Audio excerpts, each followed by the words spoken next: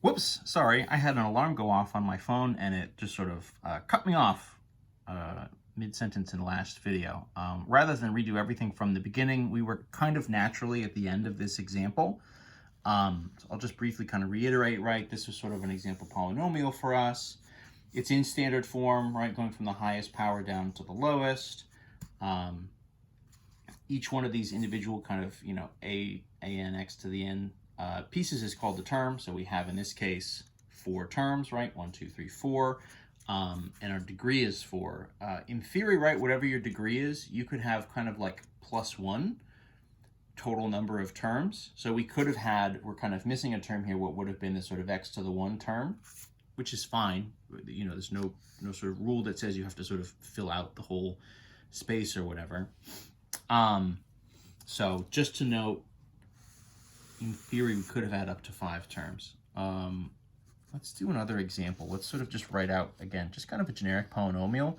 And we'll just kind of quickly identify, right, what the degree is, how many terms, and just any other bits of information about it. Let's do negative 10x cubed plus 3x squared minus 9x.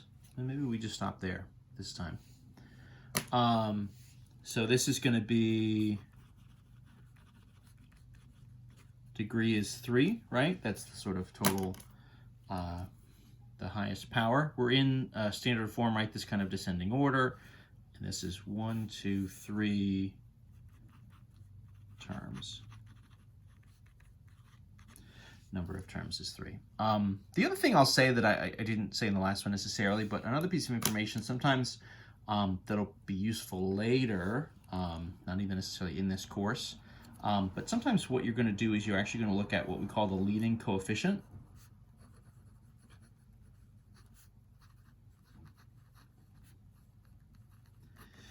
And, later on when you're actually trying to sort of take a polynomial and try to figure out some different properties and different things about it, the leading coefficient is something you'll use. So our leading coefficient here would be negative 10. So that's just the coefficient on whatever your first term is in standard form. So if you're, right, in descending order in the standard form from kind of highest to lowest power, whatever that coefficient is, whatever the sort of a value is on your first term is going to be your leading coefficient. So here it would be minus 10. Up in this one, the leading coefficient would be positive 3. So later on, right, there's all sorts of different rules and different bits of information that you can get from polynomials. And so knowing the leading coefficient, knowing whether it's kind of positive or negative, can be good information. What is something that would maybe not be a polynomial for us? So how do we get not a polynomial? So things like 4x to the 1/2 minus 3x squared plus 2x to the 4 or something, right? So this is not a polynomial because it has this fraction power.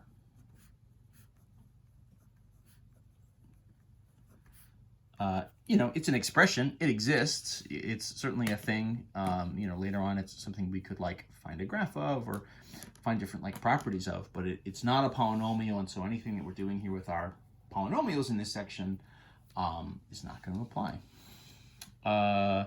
Other things, right? So things like negative powers. Maybe we've got 5x to the minus 2 plus 3x to the 4 minus 2 or something, right? So then you're saying, okay, negative power, same issue, right? That's not going to be a polynomial for us because it has that negative power, and we've sort of said they need to be positive whole number powers. That's really what we're after. You could keep going. If you wrote it in with a root or something, obviously that would not work. If you wrote it as a fraction, obviously that would not work. Other things maybe a little bit sort of less obvious, but even sort of simple stuff like 3x plus 5 is, right? It's short. This would be what? This would just be degree is 1. This is essentially 3x to the 1, right? So the degree here is 1, and we only have two terms, but that's fine. That exists. That is a polynomial. Even in theory, in this context, something just like a constant, right? If I just have like 6, it's like, okay, like I guess, you know, in some sense is a polynomial. It's just one term. And what we would say here is the degree would be 0, right? Because the sort of x power, you know, in some sense, this is kind of like 6 times x to the 0, which would just be 6 times 1 is 6.